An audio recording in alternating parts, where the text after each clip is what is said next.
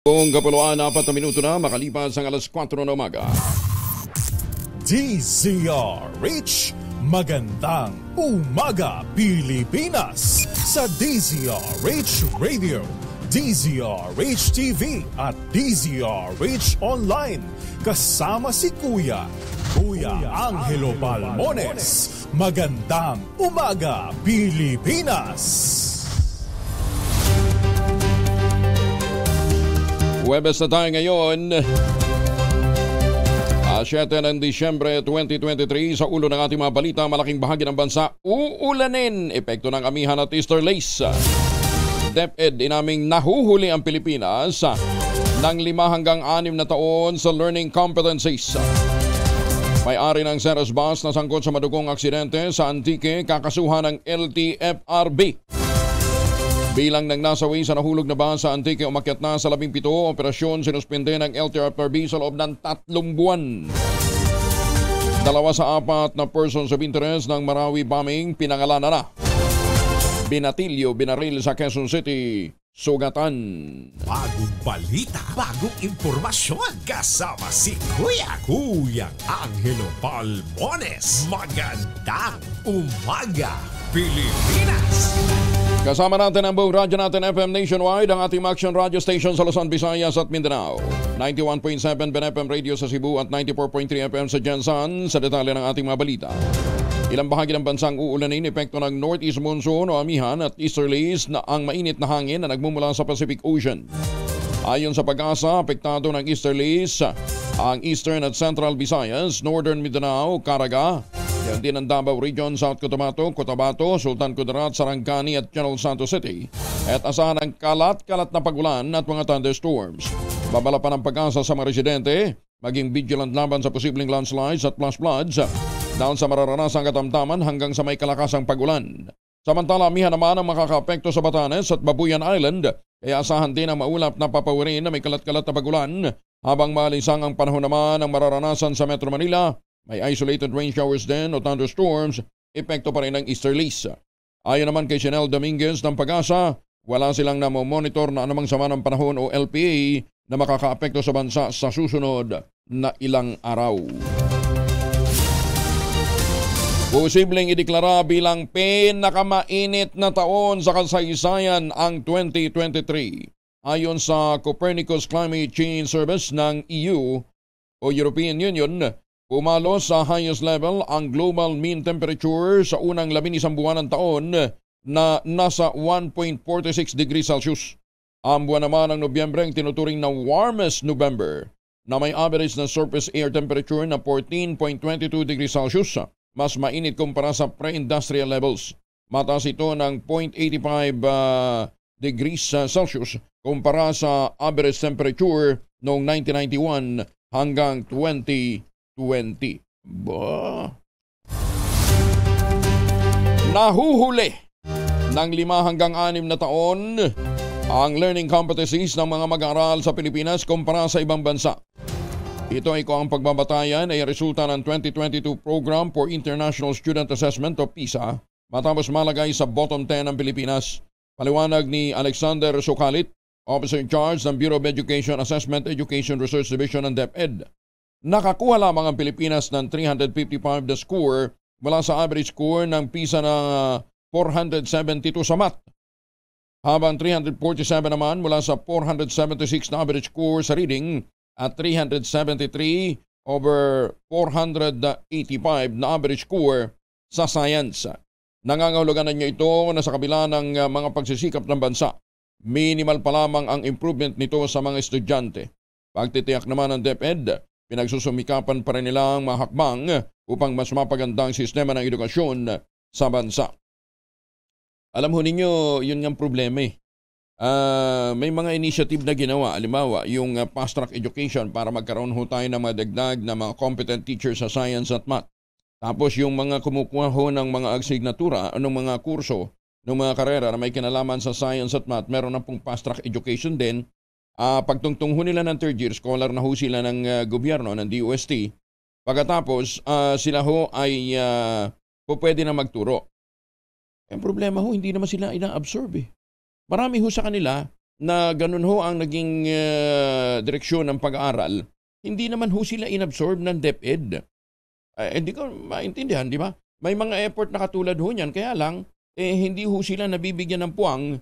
At ang kadalasang issue sinasabi daw ho nung mga tumututol, teka muna, ang dami-dami naming mga graduate ng education, ba't hindi kami ang prioritize? Bagong balita, bagong impormasyon. Kasama si Kuyang Angelo Palmones. Magandang umaga, Pilipinas!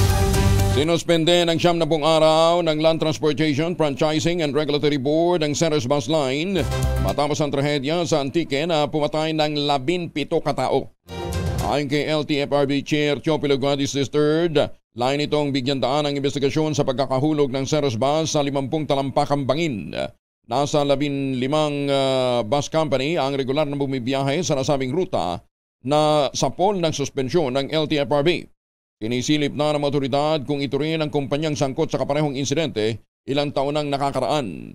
Nangako naman ang Ceres Bus Liner na makikipagtulungan sa investigasyon.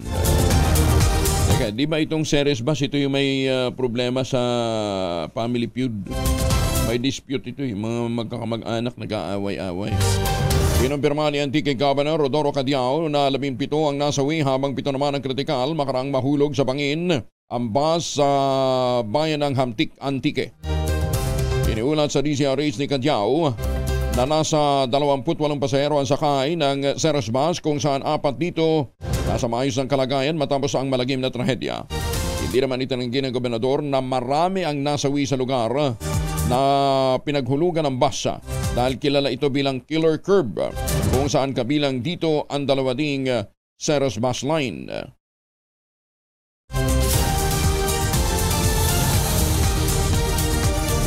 Marami nang namatay dyan.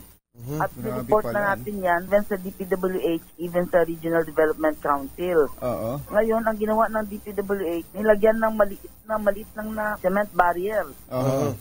Tapos, parang i-widen nila ng konti. Pero it did not deter yung area na yan kasi pag akyat mo dyan, sa about 50 meters yan, pababa na yan. Pagdating mo sa end, kakanan ka na bigla. Biglang paliko na. Pakurba. Tapos, kakaliwa ka na mabigla, ganon. So kapag nawalan ka talaga ng break dyan, hindi ka magsusurvive. Nakahanda din ang Ceres na makipagtulungan sa pamahalaan sa isinasagawang investigasyon.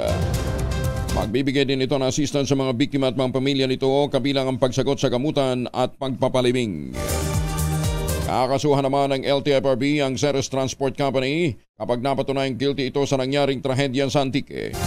Pinatawan ng ahensya ng 90 days na suspension ang bus company matapos mahulog ang isa nitong bus sa bangin sa Hamtik.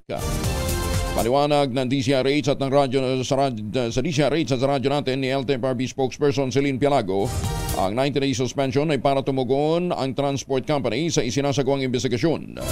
Iginiti Palago na kung sakali namang magkaareglohan ang Ceres Bus at ang pamilya ng mga biktima, magsasampar pa rin ang reklamo ang ahensya para sa kapakanan ng mga pasahero. Paano kung pumayag sa amicable settlement ang mga biktima nga naman? Ipupursigi pa ba ng LTFRB yung kaso? Yes, sir. Dahil mandato po ng LTFRB tiyakin na lahat po ng mga operator natin ay nakakapag-provide ng safe and secure na public service and transport po sa ating mga motorista. Parte po yung po ng gobyerno ng LTFRB.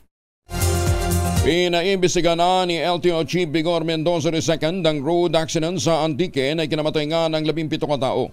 Ipinag-utos rin Mendoza sa mga pinuno ng LTO sa mga district offices na palakasin ang regular inspection ng roadworthiness ng mga PUB. Idiniin ng LTO Chief ang kahalagahan na ligtas sa mga pampublikong sasakyan, lalo't milyong-milyong pasahero ang inaasahang bibiyahe ngayong Christmas season. Una rito nag-ayam sorry sa nasabing trahedya ang operator ng Ceres Bus na nahulog sa bangin ng Hamtik, Antique. Kaya doon ho sa mga patuloy na tumatanggi na sumailalim sila sa comprehensive examination, doon ho sa, sabi nila mas mahal. Ang mas gusto nila yung smoke emission lang ang tinitira sa kanila o ini-inspection sa kanila. Non-appearance pa. Ito ho ang halimbawa niyan. Kasi doon ho sa nakagawi ang, anong tawag dito? Smoke emission lang ang tinitest. Hindi ho nakikita yung brake. Doon ho sa komprehensibong pagsusuri ho ng mga sasakyan, bago po ito bigyan uli ng karapatang marehistro, ma-renew yung registration, ultimo headlight, ultimo stoplight, na-check ho doon. Diba? At doon wala masyadong human intervention. At saka halos pareho na lang ho ng dating sinisingil sa inyo doon ho sa smoke emission test. Pero this time, hindi po pwedeng non-appearance. Magandang umaga, Pilipinas! Ay mga misis, sa may araw ba si Monso pag-uwi galing na eskwela, may dalyan sa germs sa katawan nila para labanan ang muy araw at ang muy pawis gumamit ng Shield Bath Soap regularly. Unbeatable ang Shield sa paglaban sa germs versus another brand. May shea butter na pampalambot ng kuti sa presyong abot kaya 12.50 SRP. Kaya mga misis sa challenge show, subukan ng Shield Bath Soap. Galit sa sakit may malasakit, sulit na sulit. Tiniyak naman ni Speaker Martin Romualdez ang kahandaan ng Kongreso na tumulong sa paglikha ng kolektibong hakbang na tutugon sa isyu ng siksikan ng mga piitan sa bansa. Sa kanyang mensahe sa National Jail Decongestion Summit, ginanap ito sa Diamond Hotel sa Maynila, iginiit ng Speaker, hindi lang ang isyu ng logistics at estruktura ang problema sa jail congestion, kundi gayon din ang pagtuon sa kanilang karapatang pantao. Nagsama-sama sa naturang pulong ang mga miyembro ng Justice Sector, gaya ng Korte Suprema, Department of Justice, Department of Interior and Local Government at iba pang mga ahensya ng pamahalaan para talakayin ang issue ng overcrowded na mga detention facility.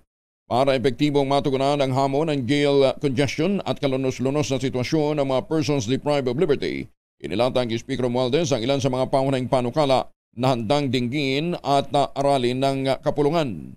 Ayon kay Speaker Romualdez, bukas ang Kamara na magsagawa ng pagrepaso sa klasifikasyon ng mga krimen bilang capital at non-bailable, dahil na rin sa kinakailangan na ang overhaul ng Revised Penal Code Classification System na siyang nahalos 100 taon na ang tagal.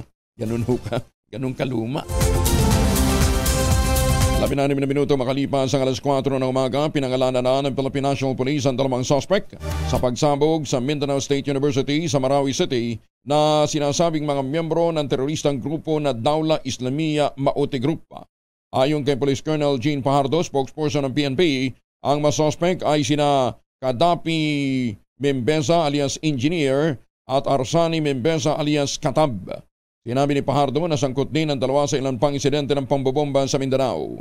Batay sa resulta ng investigasyon, si Kadapi ang may bit-bit ng bomba bago hinihinalang ilagay ito kung saan siya may bit-bit nung bomba. Nakita siyang may bit-bit. Si Kadapi rin ang sinasabing tumawag upang matrigger ang bomba na naging sanhi ng kamatayan ng 4 katao at ikinasugat naman ng halos 50 iba pa.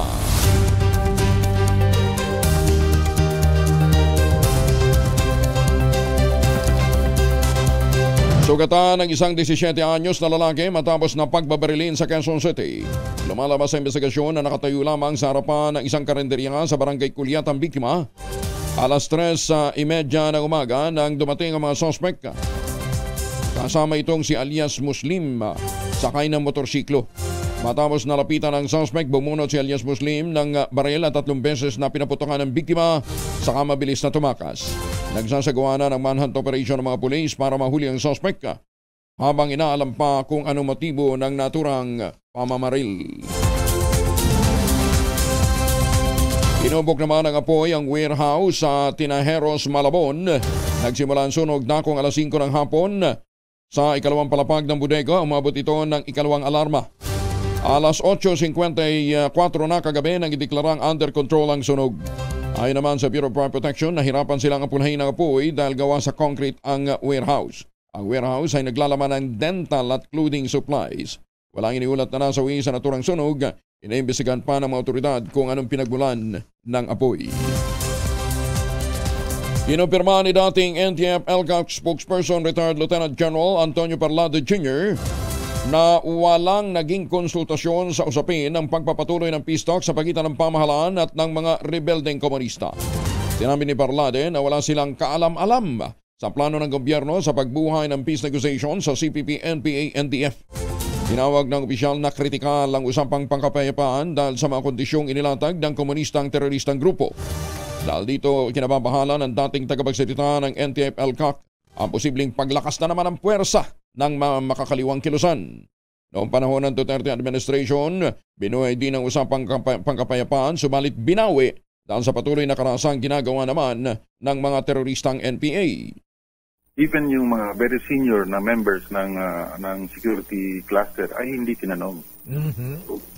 Nagulat sila doon sa mga desisyon na yan. Kaya nga sabi ko doon sa comment ko minsan sa Facebook, sabi ko, ito ba ay pinag-isipan, kinonsulta ba ang National Security Council dito? Kasi napaka-importanting decision yan na hindi pwedeng isa-dalawang lang na mag-decision dyan. Critical itong mga panahon sa ngayon. That is why it's very important na hindi tayo magkakamali dito sa hakbang na ito. Kasi baka naman dito tayo matisod. Oras sa buong kapuluan, 20 minutos na makalipas ang alas 4 ng umaga. Mamalengke muna tayo. Nasa Mandaluyong Public Market ngayon si Noche Caca sa RH 27. Good morning, Noche. Maayong buntag, kayang Angel, kayong Thursday morning, narito na ang presyo dito sa Mandaluyong Public Market.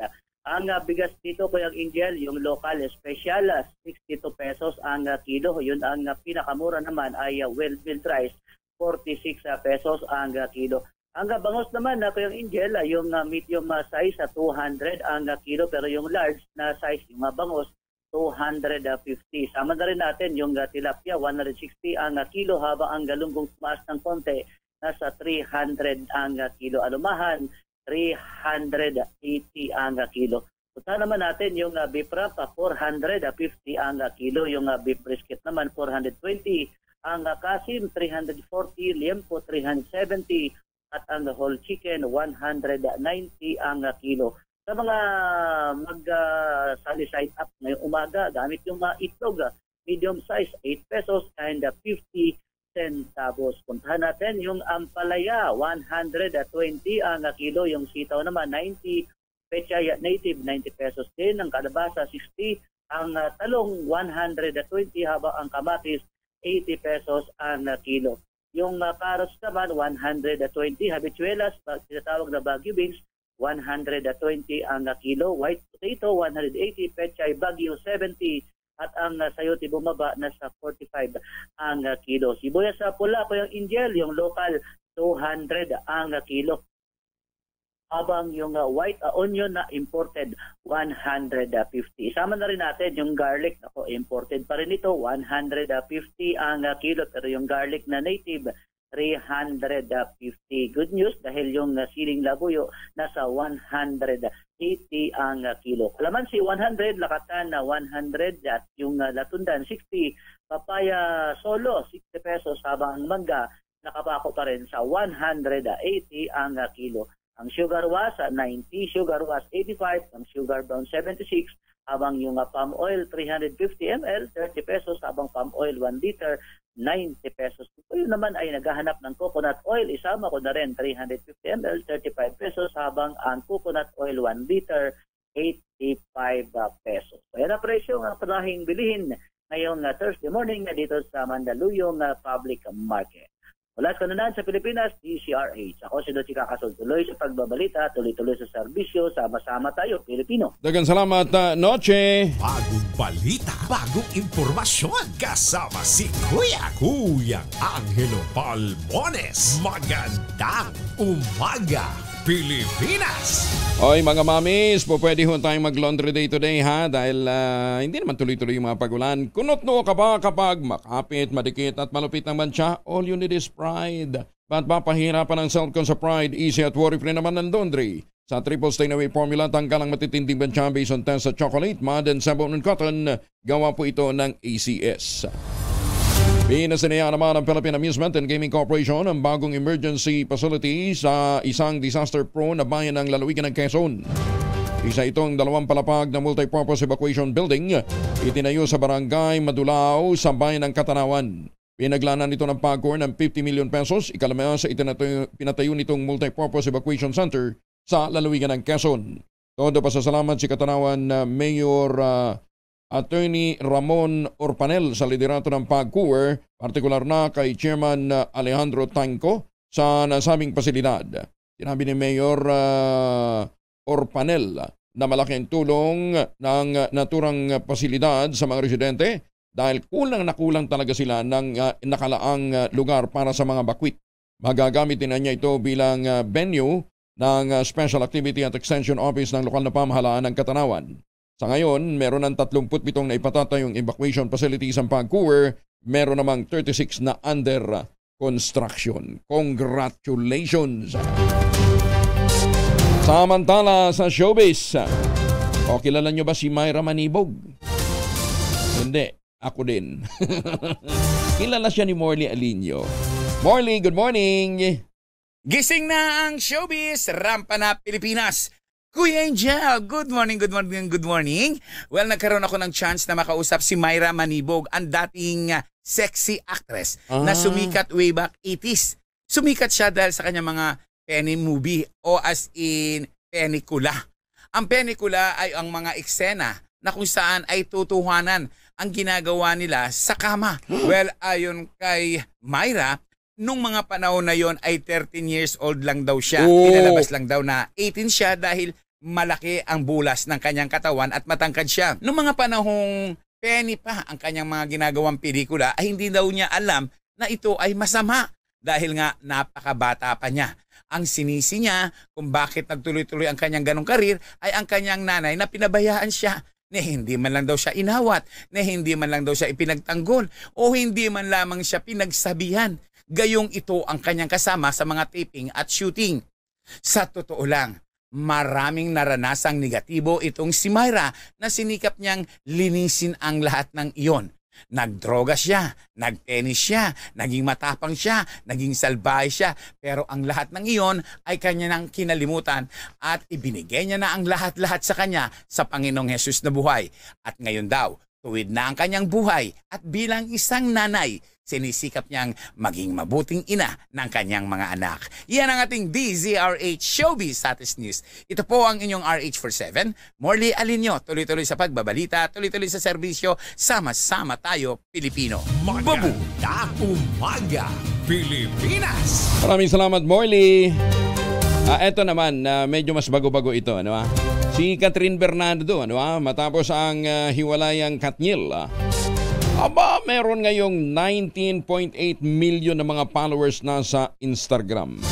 Kita mo daming nag-follow sa kanya Nadagdagan na kanyang mga followers pagkatapos ng kanilang hiwalayan Tatanggap naman ang net cash bonanza na mula 166,000 hanggang 385,000 depende sa salary grades ang mga kwalipikadong opisyal at mga rank and file employees ng Bureau of Customs. Ang magandang balita ay inanunsyo ni Customs Commissioner Benvenito Rubio makaraang aprubahan ng Revenue Performance Evaluation Board o RPEB ang hirit ng Bureau para makapamahagi ng mga award at incentives sa mga eligible customs officials and employees.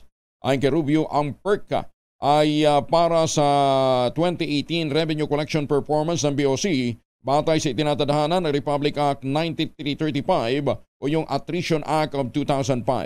Umasa naman si Commissioner Rubio na may lalabas ng pondo para sa nasabing insentibo upang mas lalong maging masayang Pasko ng mga empleyado dahil ito'y bunga din ng kanilang dedikasyon sa pagtatrabaho. Nabatid na ang BOC ay may mahigit sa 4,000 employees ngunit hindi lahat ay makatatanggap ng award at mga incentives. Itinalaga naman ng Pangulong Bongbong Marcos si Transportation Undersecretary Cesar Chavez bilang Presidential Assistant for Strategic Communications. Nagsilbi si Chavez na kahapon po ay nag-birthday bilang Undersecretary for Railways ng Department of Transportation bago ang kanyang appointment sa palasyo at isang batikang mamamahayag. Naging Chief of Staff din siya ni dating Manila Mayor Isko Moreno pero nagbitiw noong October 2021 at naging Station Manager muli ng DZRH News. Dati ring naging transportation official si Chavez sa ilalim ng administrasyon ng Rodrigo Duterte o ng Pangulong Rodrigo Duterte. Ini-appoint din ni PBBM sina Mary Jean Pacheco bilang Undersecretary ng DTI Michael Christian Ablan bilang DTI Assistant Secretary at Jeremy Regino bilang Undersecretary ng DOTR. Niratipikahan na ng Senado ang Conference Committee Report ng panukalang New Philippine Passport Act at Philippine Centenarians Act. Inisponsoran ni Senator Amy Marcos, Chairperson ng Senate Committee on Foreign Relations, ang BICAM report. Sa ilalim ng reconciled version ng Senado at ng Kamara, sinabi ni Senator Marcos, inalis na ang panukalang 20% diskwento para sa passport application ng mga senior citizen at mga persons with disability. Ipinakilala rin ang probisyon na magpapalakas sa parusa sa mga namimeke ng pasaporte at mga travel documents kung saan 12 hanggang 10 taon ang ipapataw na pagkakabilanggo. Sa ilalim naman ng reconciled version ng Senate Bill 2028 at House Bill 7535, sinabi ng kapatid ng Pangulong BBM na lahat ng mga Pinoy na aabot ng edad 100 ay tatanggap ng 100,000 pisong cash gift.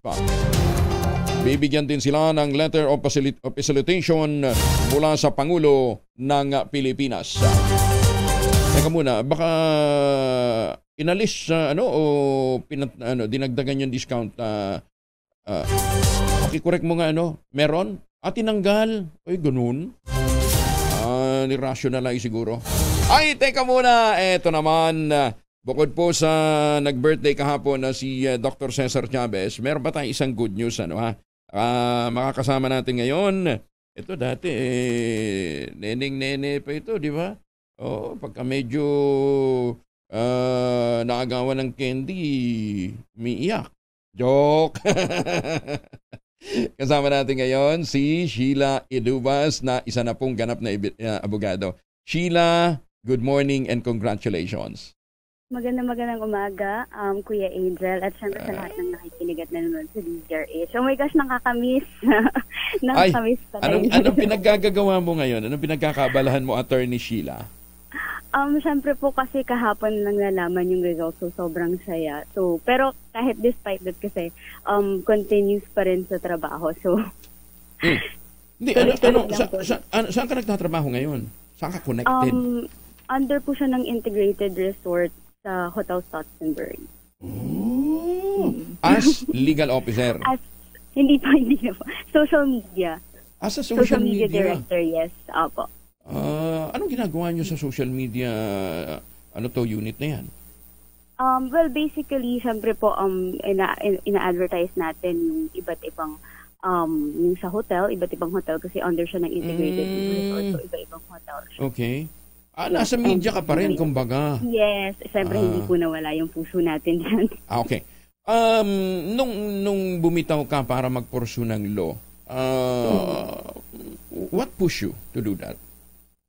Actually, even before pa nung bata pa kasi ako, pangarap ko na yun eh. Tapos nung time na nasa DZRH ako, every time na may ini-interview tayo dyan, parang na-inspire ako sa kanila kasi sila yung resource person natin. So I feel like I want to do more and I want to give more. That's why, in order for me to do that, I have to improve. Tapos doon, na-feel ko na parang kailangan ko pang mag-aral. Hindi naman dahil gusto mo lang bantayan si Toby. Si Atty. Toby. Hindi naman po. Grabe. Kumusta naman si Atty. Toby? Okay naman din po siya. Ngayon, nag-focus siya sa labor laws. Labor law naman. Yes, ang boyfriend... ang boyfriend kasi ni Sheila, bubuking na kita, boyfriend po ni Atty. Sheila ay isa rin pong abogado. Mula sa angkan ng mga abogado, ilan silang abogado magkakapatid? 3 na po sila. 3 na sila. Pero yes. Yung tatay niya, di ba, abogado rin? Alam ko, hindi pa po siya nag-take out or nag-take na. Kaso parang hindi pa po siya pinalad nung last year pa po ata. So yung mga anak na una, ha? Opo. Ganun na, okay. Opo. How was the exam, Sheila? Mahirap po, Kuya Angel. For me, sobrang hirap niya kasi may mga questions na open-ended. So, kailangan mong, especially sa criminal law, for me, yun yung pinaka-mahirap na naging tanong. Galing. Oo. Hindi, at saka diba, ang sa abogasya ko kasi, it's not just merely memorizing.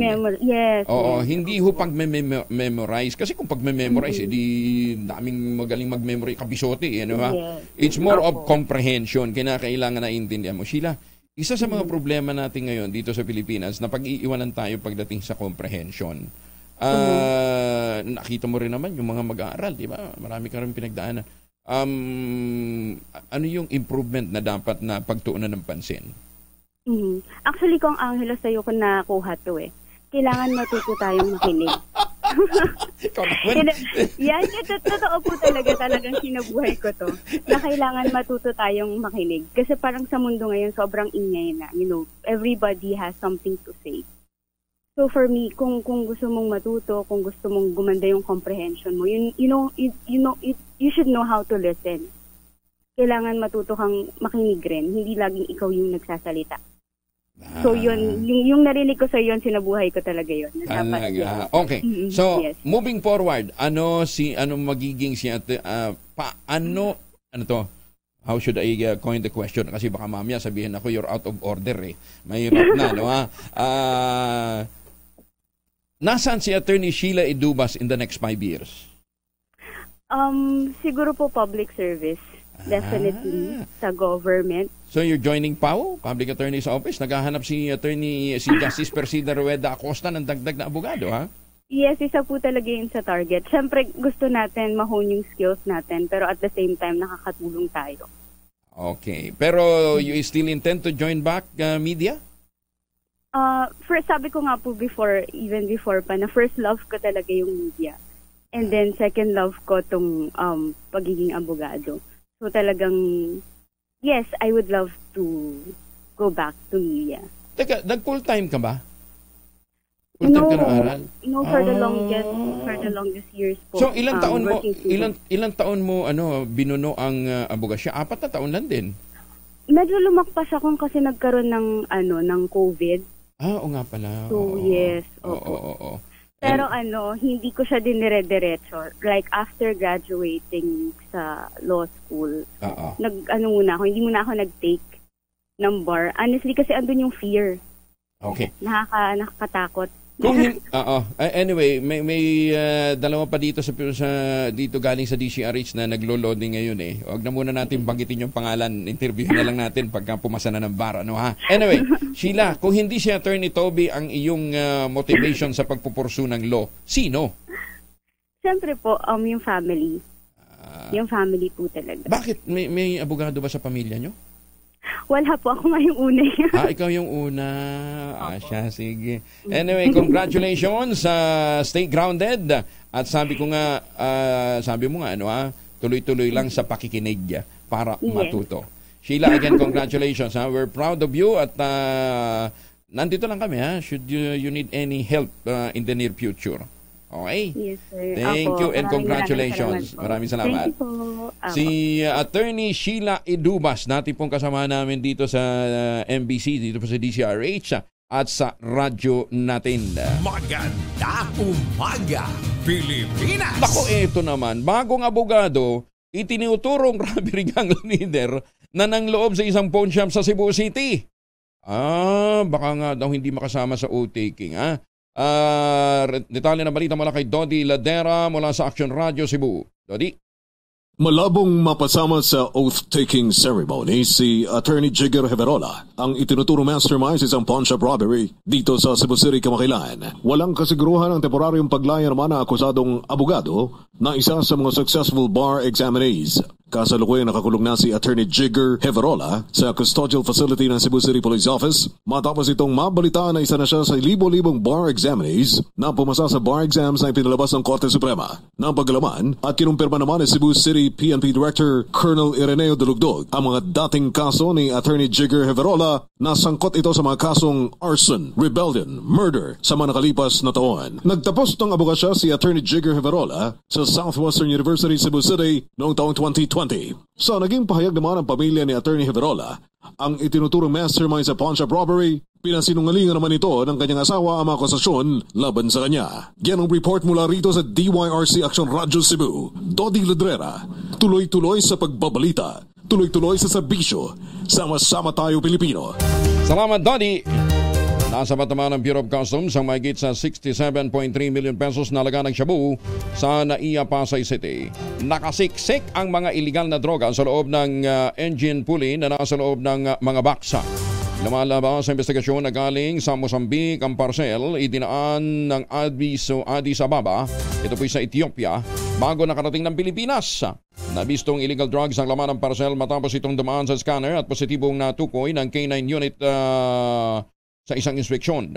Isang babae ang consignee ng parcel, ngunit iginiit nitong inutusan lamang siyang kunin ito ng kanyang partner na nakilala niya online. Nagbabala si Commissioner Benvenido Rubio sa publiko laban sa iba't ibang uri ng love scam kung saan ginagawang courier ng drug smugglers ang mga karelasyon nilang Pinoy. Pinuri naman ni Commissioner Rubio si District Collector Yasmin Mapa at mga partner agencies nito gaya ng PIDEA at NAIA Interagency Drug Interdiction Task Group sa patuloy na commitment na masawata ang paglaganap ng illegal drugs sa bansa. Magandang umaga din po kay Deputy Collector yan po sa airport, si Deputy Collector Dr. Yeye Manawis.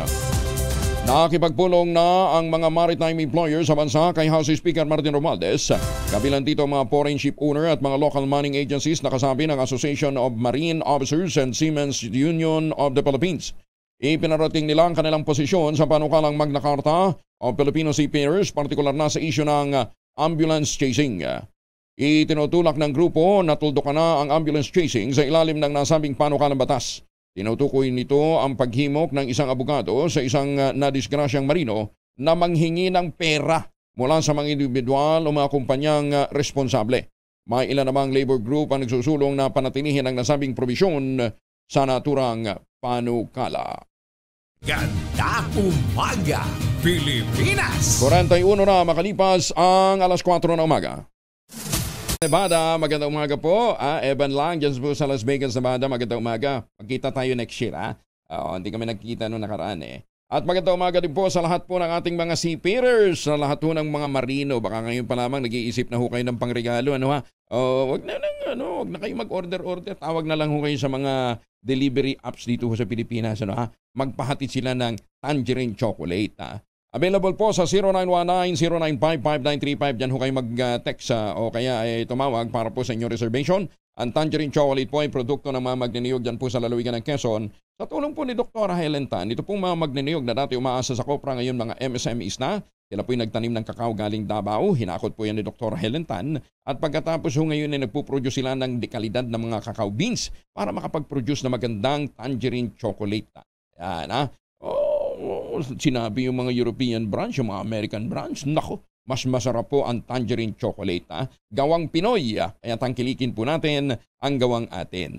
Sabi nga po ni Dr. Helen, sino bang magmamalasakit sa kapwa Pilipino, kundi ang mga Pilipino din. Tangkilikin natin ang tangerine chocolate. Available po sa tangerine-chocolate.ph at pwede niyo kayo mag-text sa 0919-095-5935. At para meron ho tayong pambili ng tangerine chocolate, eto na ang ating mahiwagang tunog. Mahiwagang tunog. 5,000, 5,000 po ang naghihintay na premyo sa ating mahiwagang tunog.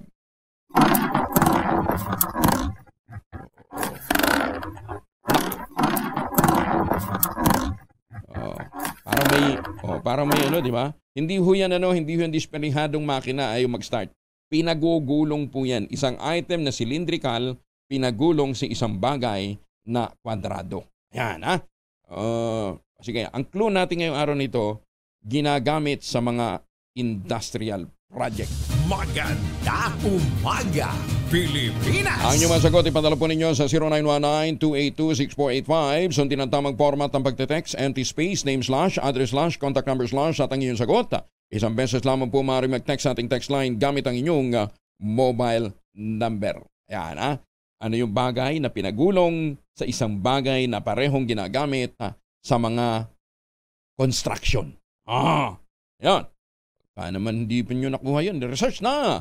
Samantala, dalawa po naman ang formulation ng family alcohol na pwede natin gamitin laban sa mga mikrobyo. Yung family 70% isopropyl alcohol especially prepared for clinics, hospital, pharmacies, laboratories.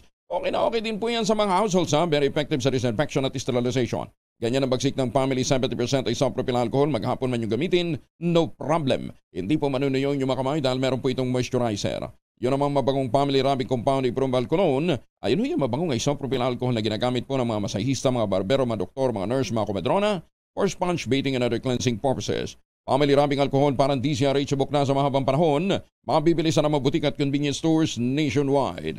Family rubbing alcohol, hindi lang pampamilya, pam-sports pa. Magandang umaga sa ating mga magagandang mga komadrona. Asek Cecil Bangcasantos, how are you today? Magandang umaga, Pilipinas! 46 makalipas ang alas 4. Palmones, magandang umaga, Pilipinas!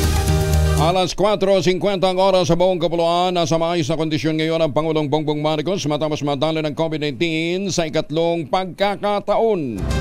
Sa katunayan, ayon kay Presidential Communication Office Secretary Chaloy Garapil, nagsagawa na si Pangulong BBM ng isang teleconference kahapon. Nakatagnasan ang dumalawang Pangulo sa National Jail Decongestion Summit sa Maynila, pero kinatawan na lamang siya ni Executive Secretary Lucas Bersamin. Una ng tiniyak ng PCO na ginagampanan pa rin ng Pangulong Marcos sa kanyang trabaho kahit ito ay nasa isolation. 5 kamag-anak na pawang mga residente ng Coronadal City sa South Cotabato. Nako! Kabilang pala doon sa mga pasaherong namatay sa bus na nahulog sa Antique. Detalye na balita mula kay Jun Di Makutang, RS19. Assalamualaikum, Jun. Alaikum assalam, Kuyang Angel. Ngayong araw na sana ang scheduled flight pabalik ng Coronadal City, South Cotabato nitong 5 bakasyonistang magkakamag-anak na pawang residente ng Coronadal City na napabilang sa 17 na pasaherong namatay sa nahulog na series bus sa isang bangin sa National Highway ng Barangay Igbukagay, Hamtig, Antique Province, kamakalawa ng hapon. Kinilalang 5 na sina Fritzy Habiliana Alcala, Jessie Habiliana, 35 years old, Jo Marie Alcala, Federica Singh, 11 years old at isang 1-year-old na batang lalaki na si Zyron Alcala. Sa pahayag mula kay Antique Vice Governor Engineer Edgar Dinosta, ang Indian national na si Federica Singh na kasama ng pamilya Alcala ang kabilang sa mga unang na-retrieve na mga bangkay sa site. Agad namang nalaman ni Coronadal City Mayor Attorney Eliordo Ojena ang balita sa DZRH at labis itong nagimbal na may mga kababayan siyang napabilang sa mga namatay sa trahedya. Nangako naman itong tutulong ang LGU Coronadal sa pamilya. Sa kasalukuyan, nasa morgue ang bangkay ng mga biktima at maaari umanong makipag-ugnayan lamang sa provincial government ng Antique ang mga pamilya Alcala upang maiuwi ang mga bangkay sa kanilang hometown sa South Cotabato. Magugunitang nagkaroon ng miscommunication at kalituhan sa unang mga lumabas na bilang ng mga patay at sugatan. Na ayon kay Vice Governor Ed Dinosta, walang signal ng network sa kinahulugan ng bus at pasado alas 2 na ng madaling araw na retrieve ang lahat ng bangkay sa site.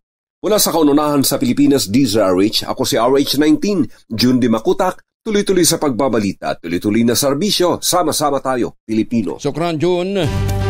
Samantala, mag-aalok naman ang Government Service Insurance System at GSIS ng emergency loan sa mga miyembro at pensyonado nito na tinamaan ng magnitude 7.4 na lindol sa Caraga Region. Ayon sa GSIS President at General Manager na si Wick Beloso, nakahanda ang kanilang 6 billion peso emergency loan program para sa mga kwalipikadong miyembro. Sinabi pa ni PGM Wick, maaaring mangutang ng hanggang 40,000 pesos sa mga miyembro na may existing loan balance. Ibabawas dito ang dati ng utang ng miyembro pero makatatanggap pa rin sila ng minimum net amount na 20,000 pesos. Yan ang kagandahan dun sa MPL Flex ng GSIS. Para naman sa mawalang existing emergency obligation, kabilang ang mga pensioners, maaaring mag-apply ng hanggang 20,000 pesos na utang sa GSIS. Kailangang nakatira o nagtatrabaho sa inuga ng malakas na lindol ang aktibong miyembro upang maging kwalipikado sa emergency loan program. Hindi hacking, kundi kapabayaan ang dahilan ng malalaswang larawan na nakapost sa Facebook account ng Philippine Charity Statistics Office o PCSO. Ito ang inilutang ni Assistant Secretary Renato Paraiso ng Department of Information and Communication Technology. Sa initial assessment niya ng ahensya, lumilitaw na internal ang sanhi ng naturang insidente at walang ibang party na nasangkot dito. Tiniyak naman ni Paraiso sa publiko na walang nakompromisong data sa sistema ng PCSO dahil mukhang may isang lukulok lamang na naglagay ng malalaswang mga picture. Illegal na droga, problema pa rin sa Leyte at Samar ayon naman sa PDEA. Detalye na balita mula kay Jimmy Angay-Angay, RH32, maupay nga agad Jimmy. Sa likod na pinagting na kampanya kontra illegal na droga ng mga otoridad, aminado ang Regional Director ng Philippine Drug Enforcement Agency sa Eastern Visayas na marami pa rin nakakapasok na illegal drugs. Ito ang sinabi ni PDEA Regional Director Attorney Hill Pabilona. Ayon kay Director Pabilona, maraming entry at exit points sa Eastern Visayas na para makapasok ang illegal na droga. Hindi naman ito makakapahinto sa PDEA ang kanilang tungkulin para mahuli ang mga suspect kahit pa man may nandalaban pa sa mga otoridad. Katuwang ng PDEA ang PNP sa kampanya laban sa illegal na droga na nakakasira sa kinabukasan ng mga tao at mga bata. Mula sa Action Radio Tacloban, ito si RH32 Jimmy Angay-Angay. Tuloy-tuloy sa babalita, tuloy-tuloy sa serbisyo, sama-sama tayo Pilipino.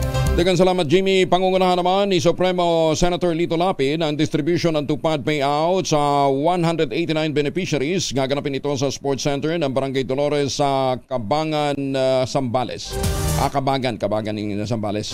Kasama ni Senator Lapid sina Congresswoman Manikis at Cabangan Mayor Apostol.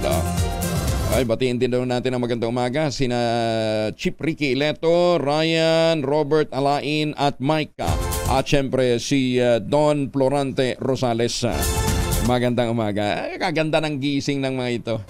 Siguro nakaultabayo kayo daw, ha? Kasama na natin si Dr. Mabel Carion. Dr. Mabel, magandang umaga po sa inyo. Kumusta na ho kayo? Morning po, Kong Angelo. Oo, pinagtaguan kami ni Attorney Ran Mendoza eh. Sabi niya, magbo-blow out na siya ngayon, magpapa-Jollibee daw siya. Wow. Anyway, Doc Mabel, marami ho nagtatanong, bakit daw ang mga diabetic antukin?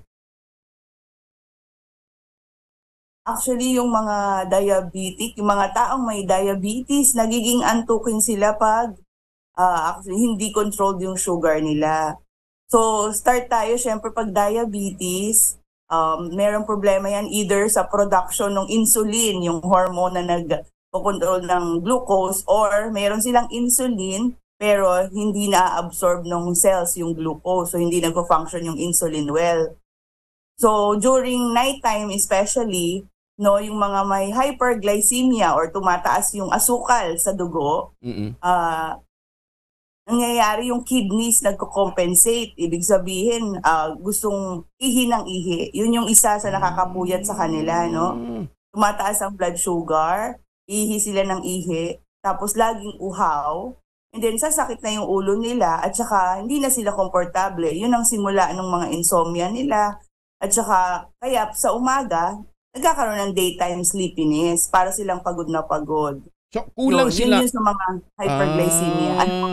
Kulang sila sa tulog sa gabi, kaya ang nangyayari, nagiging antukin sila sa araw. Yes. Opo. Tapos nadidisturb din yung nadidisturb din yung kanilang tulog dahil wiwi ng wiwi. Yes po. Opo. Isa po yun sa mga sintomas talaga na mataas ang sugar or asukal sa dugo, yung ihi ng ihi. Tapos pwede naman po, controlled nga, hindi kasi controlled yung blood sugar nila. So, ang imbis na energy source yung glucose, nagiging nagiging isa siyang dahilan kung bakit din sila nanghihina. Kasi hindi na-absorb ng maayos ng katawan yung asukal, which is dapat source of energy. Yun yung sa hyperglycemia. So, meron namang isang yung hypo, yung bumababa naman, yung mga may diabetes, tapos bumabagsak naman yung sugar. So, yun naman yung isa ring na parang antok na antok, which is sometimes yun yung delikado, no? Kasi pag sa mga nag-hypo, yun nga yung tinatawag hypo, pwedeng nawawalan sila ng malay, pwedeng loss of consciousness, yung pala, bagsak na yung asukal. Yun din, delikado naman din yun. Akala natin antok-antok yung diabetic, mamaya nakainom siya ng gamot, hindi pala siya nakakain. At what age usually nararamdaman yan, Dok? Actually, meron tayo kasing dalawang types ng diabetes, no? Yung type 1, which is, parang nakaano siya sa medyo mga bata. Hindi natin nililimit yun sa bata lang, pero sa mga bata, yun yung type 1, okay. Insulin dependent. Tapos yung type 2, yun yung medyo sa mga matatanda. Ang problema is yung function ng insulin, hindi nag-absorb ng glucose sa cells. Oo. So, at saka meron pong late onset na diabetes, yung elderly, saka lang nila nade-detect na tumataas na yung sugar nila. Yung mga late 60s, ganun po, meron din po. So, wala tayong pinipiling edad dyan. Namamana siya, kaya dapat watch out or nagpapacheck up po. Kahirap naman nun, liligawan mo palang. Diabetic ba nanay mo? Diba? Diabetic ba tatay mo? So pagka gano'n, sabihin mo, ay, ayoko na sa'yo. But choosy? Parang sasagutin din kaagad, di ba? Pero mas maganda yun, Doc, delikado, diba? No? Delikado. Hindi, pero mabuti din yun para at least, di ba? Forward-looking, mababawasan yung gastos. Yes po. Pag meron po talaga sa pamilya, kailangan nag-check po ng yung mga fasting blood sugar, yan. Screening, yun lang naman po yung screening, yung FBS. So malalaman mo na dun kung nagtataas po yung asukal. Okay. So ang sinasabi nga ninyo, Doc, hindi sila nakapagkakatulog. Makakatulong bang ultabayo sa mga diabetic? Ang postbiotic ba makakatulong? Oo. Opo. Ultimately naman, ang importante talaga sa mga tumataas ang asukal, syempre yung yung mga kinakain nila, tamang diet, exercise, at saka yung lagi nating dinidiscuss na tamang pagtulog. Kasi pag maayos po yung tulog, mariregulate din po yung sugar nila. Kasi may hormones din na tumataas pag laging puyat. So kung magta-try sila ng Ultabio, yung postbiotic supplement natin, mariregulate yung sleep nila. Actually, okay po yung immune system, mariregulate yung sleep. Tapos makokontrol yung blood sugar. Kasi maganda ang control ng blood sugar kung maayos din ang tulog. So importante yung quality ng sleep. Pero huwag kakalimutan, syempre, tamang pag-inom ng mga maintenance nila. So wala namang contraindication or side effects ang postbiotic natin. Kaya safe naman po siyang inumin kasabay nung ibang mga maintenance. Oo. Ang sinasabi nyo nga, para magkaroon ng quality sleep, what happens sa ating katawan, sa ating utak, sa ating system, habang natutulog, Doc? Yeah. Kasi actually, katawan natin talaga nag-relax. Pero ang ating brain, that's the time na nag-remove siya ng toxin sa katawan. So yung brain natin, medyo yun pa yung nagtatrabaho habang tulog. Nagre-remove ng toxins. Tapos yun yung para feeling mo refresh ka na pagkagising. Yun ang nangyayari pag tulog tayo. Which is connected. Pag uminom ka ng postbiotic, immunomodulatory siya, may mga immune reaction sa katawan mo na direktang nagano sa brain, which is tumutulong ma-flush out yung mga toxins. And yun yung effect, kaya na pupunta tayo dun sa stage 4, tapos dream, o pagkagising mo, feeling fresh, yun. Oo. Hindi pala to parang sasakyan, Sasakyan habang nagpapahinga, di ba? Napapahinga lang yung mga system. Pero sa tao, ang utak, habang natutulog ang tao, nagpa-function siya para ilabas ang mga toxicity, ang mga toxin sa katawan. Hindi lang yung mga toxin na kapitbahay, hindi lang yung mga toxin na mga mamamas ko sa inyo, kundi yung talagang toxic elements na pumasok sa katawan. Yes po. Yung palang function ng tulog, kaya dapat i-achieve nyo yung masarap na tulog. Diba yung nare-relax na tulog? Actually nga, kung parang nadagdag siya talaga sa parang essential of quality of life. Diba dati po, diet, exercise, ganyan. Kasama na po ang quality sleep. Sinama na siya talaga. Oo. And yun ho ang function. Kaya ba inaral ang postbiotic para dito? Yes. To achieve isa yun quality sa sleep. Pinaka-importanteng lalo na yung, di ba po, connection to sa stress, puyat, pagod, stress. Kasi puro ganun na yung, ngayon na yung trabaho ng trabaho, puro stress. So, kaya binibigyang pansin yung importansya ng pagtulog. Kaya pala yung mga Hapon, di ba, ang haba ng buhay nila. Kasi bukod sa pinag-aaralan lang pagkain, tumutuklas pa talaga sila ng mga technology on how to address stress and yung kakulangan po ng tulog. Kasi di ba, sinasabi nila habang tumatanda, nahihirapan matulog. Sa mga Hapon, iba eh. Di ba? Walang problema. They get quality sleep. Saan ba yun? Okinawa ba yun?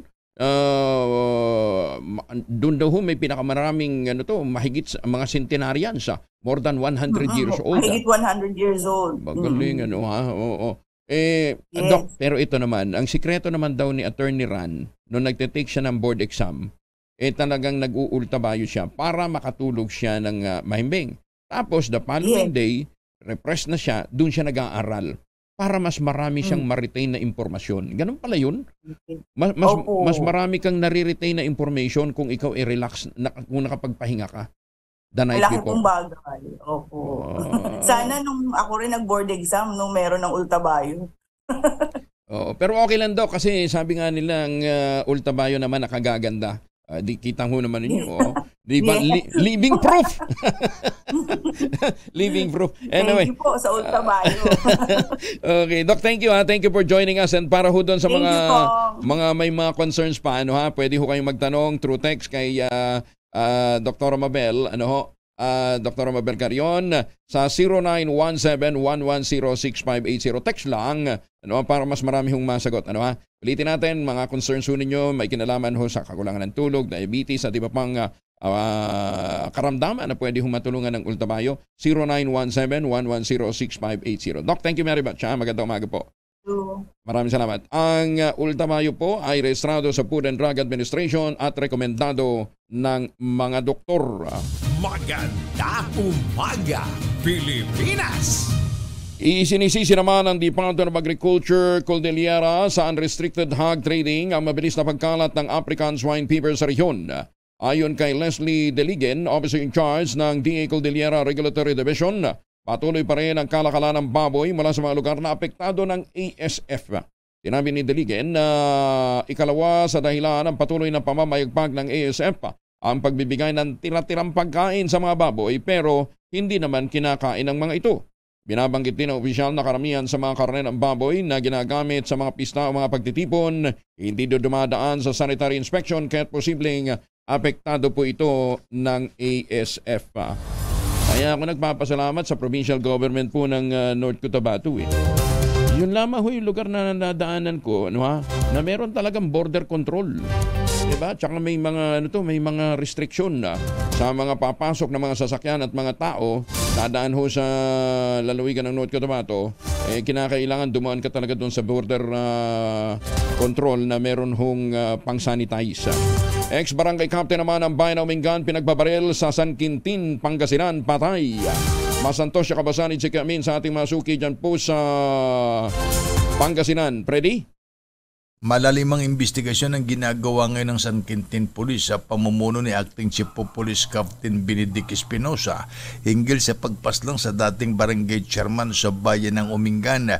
Sa ulat ni Captain Espinosa, alas 9:06 ng umaga, nagresponde sila sa reported shooting incident sa barangay Bulintagen kung saan ang biktima ay nakilalang si Reynaldo Moniz Escobar Jr., 51 years old, former barangay captain at residente ng Tanggal Sawang Umingan na hindi pinalad sa nakaraang BSKE 2023. Sa investigasyon, nabatid na minamaneho ng biktima ang kanyang motorsiklo patungo sa bayan ng San Quintin at habang binabagtas ang barangay road, pagtapat nito sa may puno ng akasya. Isa sa dalawang suspek ang naghihintay sa pagdaan ng biktima at sunod-sunod itong pinaputukan ng malapitan gamit ang caliber 45 na baril batay sa 6 na basyong natagpuan ng mga investigador sa lugar ng krimen.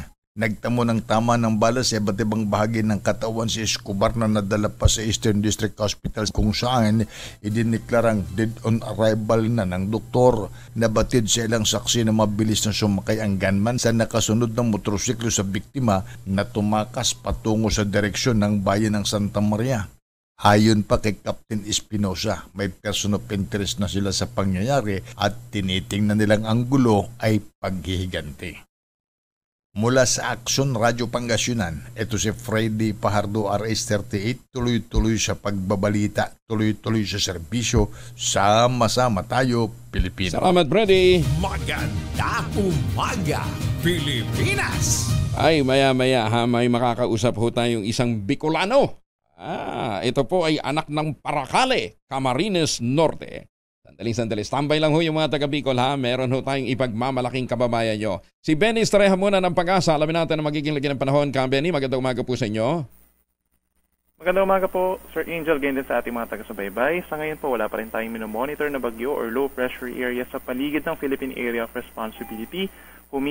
Mahina po sa ngayon ang northeast monsoon na nakaka-apekto po dito sa may Batanes, Cagayan, and Apayao. Nagdadala ito ng mahihinang ulan. Habang sa rest of Northern Luzon, dito sa may natitirang bahagi ng Cagayan Valley at Cordillera plus Ilocos Region, meron tayong bahagyang maulap hanggang maulap na kalangitan na sinasamahan lamang po ng pulupulong mahinang ulan dulot din ng northeast monsoon. Habang dito naman po sa natitirang bahagi ng ating bansa, yung mga pag-ulan sa Visayas and Mindanao kahapon, mababawasan po yan. Dahil sa paghina ng easterlies, asahan na lamang yung bahagyang maulap hanggang maulap na kalangitan na may pulupulong ulan or pagkidlat, pagkulob. Yung temperatures natin, bahagyang mainit pa rin. Such as dito sa Metro Manila, nasa 24 to 32 degrees Celsius, habang sa Baguio, 17 to 23 degrees Celsius. At wala naman tayong nakataas po na gale warning sa ngayon, pero maalon po sa may norte, so binabalaan pa rin natin yung ating mga kababayan na may maliliit na sasakyang pandagat. Yung mga latest mula dito sa Weather Forecasting Center ng Pag-asa, Benny Estreja, good morning. Maraming salamat si Ben Estreja mula sa Pag-asa. Pero ito hong mga suki natin dito ho sa Central Luzon, no? May paawa kayungan sa ating mga kababayan dyan po sa Pampanga. Hindi nila problema kahit na mulan, at yung mga nakatira dyan ho sa mga proyekto ho ng Westchester Realty. Yun sa Sibera Mabalacat, Sibera Bacolor at saka sa Mira. Bantakin ho ninyo, nasa loob ho ng township mismo. Yung eskwelahan, simbahan, munisipyo, at saka mga iba pang mga amenities. Kaya ano pang iniintay po ninyo? Makipag-ugnayan na kaagad, magpa-reserve sa 0996-501-5555 o sa 0947-434-5555. Ito pa rin ang pangarap na magkaroon ng sariling bahay sa presyong abot kaya. Nasa loob ho mismo ng township, yung pong mga hinahanap po ninyong mga amenities. Ayan, Kaya tawag na 0996-501-5555 at 0947-434-5555. Kung ngayon kayo magpapareserve, may chance pang manalo ng mga bonggang premyo plus a brand new car. Maganda umaga, Pilipinas! Si Aristotle Calayan Castro Nuevo ng Pamantasan ng Maynila kasama na natin ngayon. Siya po ang number 1 sa katatapos na nursing board examinations na inirelease kamakailan. Siya po'y anak ng Paracale, Camarines Norte. Jan, magandang umaga sa iyo. Kumusta ka na? Ay, walang okay. Audio si Jan. Ayan, Jan. Okay. Oo. Jan. Okay naman po as of now. Oo. Ano ba ito? Talagang expected mong magna-number 1 ka? Totally po, hindi po. Like, parang pumunta pa po ako ng ibang lugar outside Manila, sa Sagada po and Siargao, para po dun sana mag-move on just in case po na hindi po ako makapasa. Kasi natakot po talaga ako. Bakit naman? Wala kang confidence na talagang papasa ka? Hindi lang pumasa, nag-number 1 pa. Bakit? Ba't ganun yung feelings? Kasi po, sa haba po ng review ko, sa lahat po ng mga inaral ko, mostly po ng mga topics talaga na lumalabas sa board exam. This season po, medyo may term po kami na parang try-door. Kasi halos hindi po lumabas yung mga inaral namin na mismong topics. Rather, yung mga topics na akala namin na hindi lalabas yung lumabas po. Okay. Pero nakauwi ka na sa Paracale. Nalaman na nila na top notcher ka. Hindi pa po. Nandito po ako sa Manila. Nandito pa ka sa Manila. Kabababa mo lang ng Sagada. Oo. So, anong plano ngayon? Anong plano ngayon, Jan? Wala naman po masyado pa, pero as of now po, hindi ko pa po alam if mag-work po ako or magtuturo. Pero depende po kung ano po talaga yung pinaka-the best na mag-fit sa time ko, since meron din po mga interviews na kaliwat kanan and mga roles po na kailangan gampanan bilang top 1 po na November 2023 PNLE po. Ayan. Anong eskwelahan mo nga uli? Pamantasan ng Maynila, no? Yes Taga PLM. Ayan. Ilang kayong pumasa sa PLM? Dami? I think 197 po na students out of 198. Isa lang ang hindi pumasa? Yes po. Out of 198 na isa lang hindi. Magaling, ano ha? Oo, so ano 99%. Anyway, anong pangalan binata ka pa? Yes po. Ayan. Anong palayaw mo? Bakit dyan ang binigay nila sa akin dito Aristotle, ano ha? Bali po yung John po, tito ko po yun. Siya po yung parang nag-recommend. Opo, John Aristotle, po. okay. Anyway, congratulations. Huwag ka muna mag-abroad ha, kakailanganin ka namin dito ha. Okay. Congratulations again. And pasensya na, binulabog ka namin ng napakaaga. Thank you for joining us. Magandang umaga. Salamat.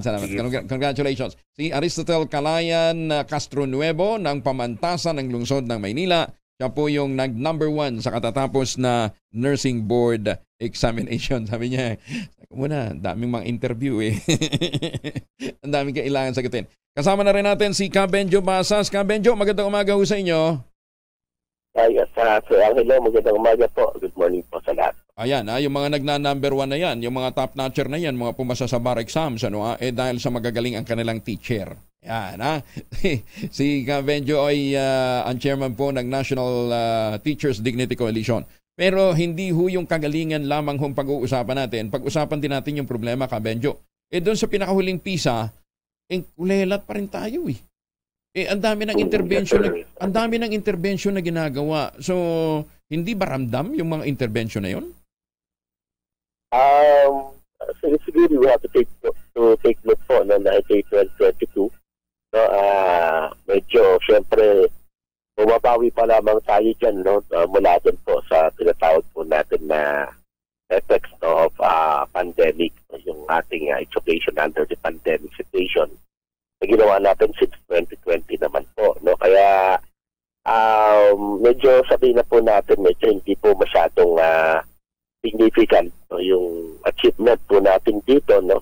But nevertheless, no, Sir Angelo, we have to be honest, no. With or without this pandemic naman po talaga, no, talagang pagsakpo, no, talagang hindi po talaga tayo, no, sa akin, no, na umaangat, no, when it comes to education. Kasi if you look at the case of Vietnam, for example, no, na halos pareho naman natin ang population, pareho natin ang GDP, no, at pareho natin nasa Southeast Asia, pareho natin mga history ng colonialism, no. Taas nila, no. In fact, dito sa Southeast Asia, sila yung pumangalawa, Singapore, no. Of course, you could expect yung Singapore talaga, no. Ang mas sagot, no, dito talaga, no, sa langit, no. Mukhang hindi pa rin kasi talaga natin nahihit, no, yung mga problema na dapat nating bigyan po ng focus, no, at tayong dami nating pinaggagawa. Tama po kayo dyan, no? Dami nating intervention, no? Pero ano po yung epekto nito mga intervention na ito? Nakakatulong ba to o nakakasama, no? Tama rin naman yung isang senador na Senator Gatchalian, hindi pa naman to yung panahon ni Secretary Duterte, no? Kasi 2022 lang naman siya nag-assume, no? At yun, yung mga interventions na ginagawa prior to her assumption as Secretary, ginagawa na rin naman po natin ito, no? Pero ganun pa rin, ano po, no? So medyo talagang dapat talaga first things first na wika nga po. Kabenjo, nabanggit yung Vietnam, ano? Pag pumunta ka ng Vietnam, makikita mo all over the place, ano? Hanoi, at iba pang mga lugar ng kahit sa mga ano to, yung mga malalayong mga outskirt barangay, mga outskirt villages nila, ano ha? Makikita mo may mga nagbabasa ng dyaryo. Ito napansin ko sa kanila, di ba? Nagbabasa ng dyaryo, nagbabasa ng libro, may mga tao sa parke nagbabasa ng libro, all over the place, di ba? Nagbabasa sila, they read. Dito sa atin bibihira nang nagbabasa eh. Bihira ka nga makakita ng mga wala na nga comic stand ngayon wala na nga news stand eh. Di ba? Namatay na nga ang industriya ng dyaryo dito sa Pilipinas. Is that one reason bakit may problema tayo sa comprehension? Yes, no. I assume, no, kasi talaga naman po yung reading culture po, no, talagang hindi dapat yan mawala. alam niyo, yung pagbabasa, talagang hindi tayo kukuha ng napakarami nating mga kaalaman, mga knowledge. Kaya nga napaka-importante sa dahil kung mapapansin nyo natin, doon sa key stage 1 po ng education natin, yung kinder to grade 3, talagang dyan palang struggle na yung pagtuturo natin kung paano magbasa Dahil pag hindi natuto magbasa ng maayos at hindi, sabi nga natin, yung reading with comprehension, pag hindi natuto magbasa, talagang wala na. Dahil everything po ay naka-base doon sa capacity ng isang mag-aaral na magbasa para doon sa mga susunod niya ng mga leksyon. Pero pag natuto siya magbasa pero mahina pa rin yung comprehension, that's another thing. So, kung wala itong reading, yes sir. Nakikita nyo kasi kay kausap ng mga estudyante, valid ba na talagang mahina sa comprehension ang marami sa ating mga kabataan ngayon? Well, may problema po tayo talaga. Sabi nga po natin yung critical thinking. Basic skills po. Nakikita naman po natin yun at hindi naman natin kita po yan po. Doon pa lang sa simula, yung mga binabanggit ko po na stage 1 na napaka-importante, formative, kinder to grade 3, kailangan naman po talaga. Ito po yung tutukan mo natin. Unfortunately, kasama rin tayo dun sa may pinakamataas halimbawa na class size. Ang laki ng bilang ng mga bata natin sa isang classroom. So, yun yung isang reason. At ito yung binabanggit ko, sa Angelo, yung first things first na binabanggit ko. Tignan natin, pag sinuma po, ang liit ng ating per capita expenditure sa mga bata sa Pilipinas compared to other countries. Pag tinignan din po natin, hindi po talaga natin tututukan yung mga bata individually dun sa kanilang learning needs. Pagdating po, dyan po sa pinakamababa, sa pinakamababang hanggang. Dahil kaya hindi makakomprehendin yung mga bata sa dami ng inaaral nila. Ngayon nga, ang hirap-hirap na. Minsan tinitingnan yung lesson ng mga elementary, mga pamangking ko, ang hirap intindihin na rin. Hindi kamukha ng panahon natin, Benjo, Pepe and Pilar lang Tapos ang aso nila si Bantay, di ba? Ganun kasimple siya, pero di ba, you learn to appreciate nature, you appreciate environment, you appreciate life, biology, di ba? Through simple learning na kamukha noon. So, doon pumapasok yung comprehension. Tsaka sabi ko nga sa totoo lang, nung mawala yung comics, di ba? Nung nawala yung ngayon kung ano yung mga dami ng gadget natin, wala tuloy focus, Alam mo, ako natuto kong magbasa sa comics. Tama po ngayon. Yung generasyon natin, talagang generasyon tayo ng comics, di ba? Yung mga novela, medyo natin nababasa mo yan. Tama po kayo, na kailangan po talaga natin na paigting yung kultura ng pagbabasa na nawala po sa atin. At siguro, Benjo, may mga pulong bang gagawin uli ang mga teacher, ang DepEd to address this concern? O ipupush, mananatili tayo doon sa Friday intervention ba yun? Yung intervention po, nung Friday po, January pa pwede pa dito. January pa ba yun? Akala ko ini-implement na yun, so January pa pala. Maganda rin hakbang, maganda rin po yung hakbang. Pero sabi nga po namin, kahit magkaroon tayo ng mga ganyang intervention, yung basic po, na pangangailangan natin sa school, hindi po na ikatutupad, o hindi po nagagawa. Ano ba yung pinapanggit po namin, enough na learning material sa mga bata, yung adequate na facilities po, yung mga bata hindi nagsiksikan sa classroom, yung mga teacher po natin dapat nakaprepare, prepared rin ng mabuti po, yung ating mga guro at hindi naman tinatambakan ng sandabukal na mga trabaho din, po. So, yung mga ganyan, basic po yan, pagpilitin po natin, kinumpara natin, yung mga nagtatap po ng mga eskwelahan against sa atin, ang layo po talaga ng sweldo ng mga teacher nila, sweldo ng teacher natin, yung mga tulong na binibigay ng Estado sa kanilang mga guro, yung itsura ng kanilang mga classrooms and everything po. So, that's one of the factors to be considered. Yes po. Kabenjo, may ini-implement pa rin ba yung mga walang iwanan, walang maiiwan, yung kahit na hindi naman pumapasa, pinag-graduate natin?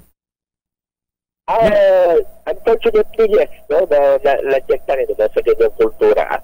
Hindi ko sasabihin na yan ay polisiya no? Kasi yung weapon, sinasabi niya walang ganyang polisiya. No? Pero sa toong buhay naman po, kung titignan talaga ng weapon yan, kung yan po ay malalabibin po nila yung pagtinunod yan, marami pa rin talaga. Ganyan pa rin po talaga yung kultura natin sa PIP po. So, nakakapasa talaga yung mga bata. Kasi nakaka-apekto sa overall performance, di ba? Yes, sir. Yes, sir.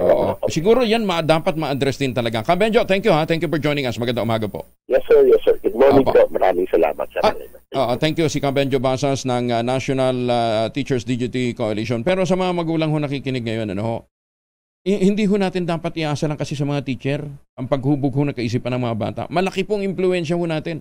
Malaki hong impluwensya ho natin. Kaya tayo ho mismo dapat, pagka nakikita ho natin abuso na yung paggamit ng gadget, wala hong pumipigil na gamitan ng gadget. Pero pag nakikita ho natin abuso na at ginagawa na nating yaya yung gadget, tayo na hong responsable doon. Maganda umaga, Pilipinas! Kami ho nung mga bata ho, kami Pepe at Pilar. Hanggang kayo, hindi ko nakakalimutan yung mga aralin ho ng Pepe at Pilar. Because overall, actually, it's not just reading. It's more of comprehension and understanding kung ano yung natututunan mo doon. Ito pang mga bagong nabasa ko. Alam ho ba niyo ang pinakamataas, tallest living tree sa buong mundo ay Hyperion. Ito pong isang coast redwood dyan po sa California. Ito po ay natuklasan ng naturalist na si Chris Atkins at saka ni Michael Taylor noong pang 2006. At ito po ay sumusukat ng 115.55 meters. Bagaling yan po ay matatagpuan ho sa California. Ngayon, sa US din ho matatagpuan ang pinakamaikling international bridge. Sa pagitan po ng Canada at ng US, meron pong tulay. Kagandahan ho dyan, walang immigration, walang customs. Kasi isla ho silang magkatabi. Yan ho ang pinakamaikling tulay international bridge sa buong mundo. Yan. At alam mo ninyo, ang dami mo matututunan pagka nagbabasa kayo. Sa Japan din po, ang ginagawa nila para malinis ho ang kanilang mga lansangan, iniipon po yung rainwater. Pagkatapos, yun pong ginagamit nila sa paglilinis po ng tubig ulan. Kita ho ninyo, dito ho sa Pilipinas, ang tubig ulan natin nasa daan. Baha. Kaya lang hindi ho natin naiipon. Kaya madumi ang ating mga lansangan dahil pag alis ho ng baha, iniwan na po ang mga basura. Di ba simpleng-simple? Ang anumang itinapon mo, babalik din ho sa iyo. Yun ho ang turo ho sa atin ng baha. Wala nga tayong comprehension. Eto pa. Pinagmamalaki naman ng Serbia. Kahit daw ho sa tuktok ng kanilang mga cliff, meron ho silang taco beds. Ang pinakamataas daw po na CR ay 8,500 feet above sea level. Nasa tuktok dun ho ng isang rabin yan. Kita ninyo, yung taco beds sila nandun. Tanong, saan pupunta yung dumi? Hindi ba bagsak din sa paligid, magkakalat din ng mikrobyo. Ito talagang mga Serbiano. Siguro yan kulang din ho ng komprehensyon. Maganda umaga, Pilipinas! Ay, susme. Oras 5:28.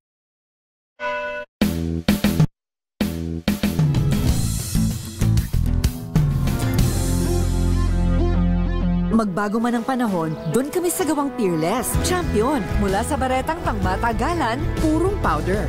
Hanggang sa mapulang liquid detergent. Kaya sa labahan, Champion! Tapat na walang katapat.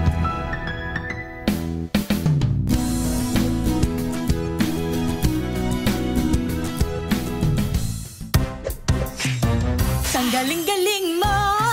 Smart dishwashing paste ko! Pritong ulam na masebo, plato ng kaldero. Tanggaling for everyday. Ganyan pag smart ang dishwashing paste. May double tanggaling formula. Tanggalang sebo, tanggalang bakterya. Bahid para walang bahid, linis fantastic sa metal at plastic. Number 1 ko to. Tanggaling-galing mo,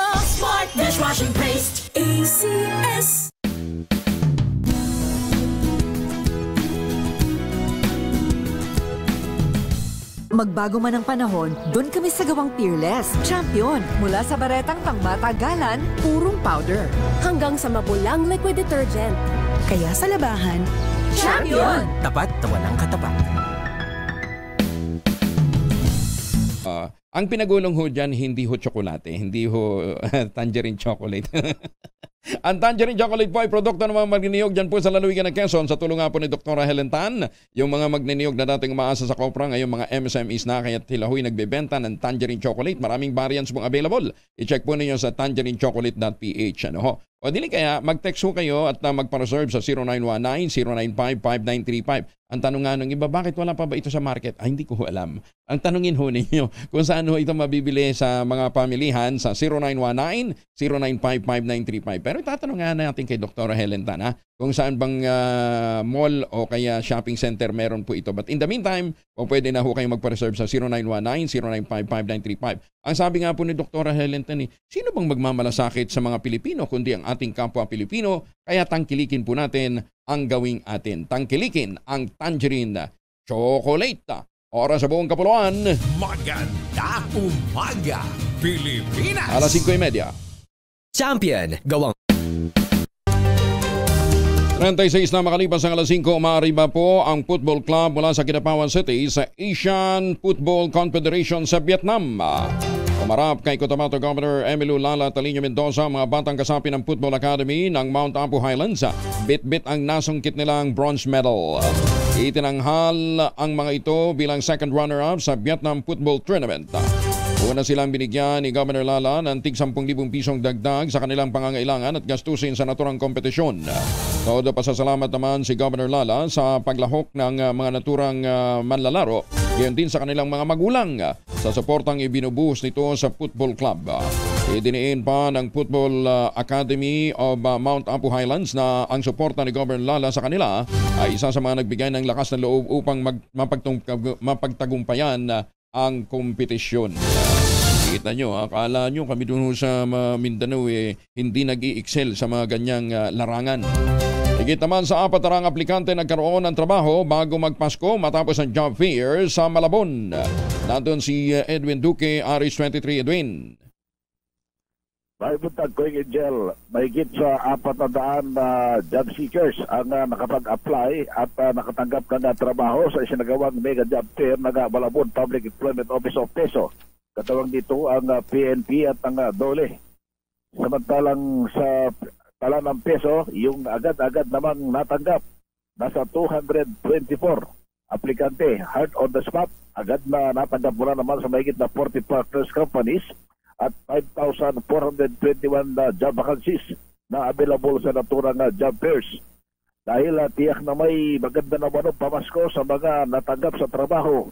Nagpasalamat naman si Mayor Jenny Sandoval sa lahat na naging bahagi ng aktibidad sa pamagitan ng pagbibigay ng disenteng trabaho sa bawat Malabenyo ay nagkaroon ng pag-asa at oportunidad na umunlad sa buhay.